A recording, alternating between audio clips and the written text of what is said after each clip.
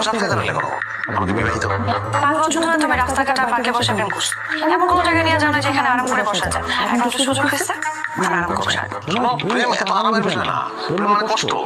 তাহলে বিয়ে আরো কষ্ট সারা জীবন তোর কথা কাটার নাম বিয়ে তাহলে মানুষ এসব করে কেন কপালে বিয়ে করো মানুষের কপালে লেখা থাকে তুমি কোনো মায়ের কথা করে বিয়ে করবা তুমি আমার ফোন করতে পরে আমি অফিসে যাবো যাওয়ার সময় তোমার সাথে দেখা করে যেতাম আজকে অফিস বন্ধ আজকে আমি তোমার অনারেবল গেস্ট কি করছো এটা মোবাইল ক্লিন করতেছি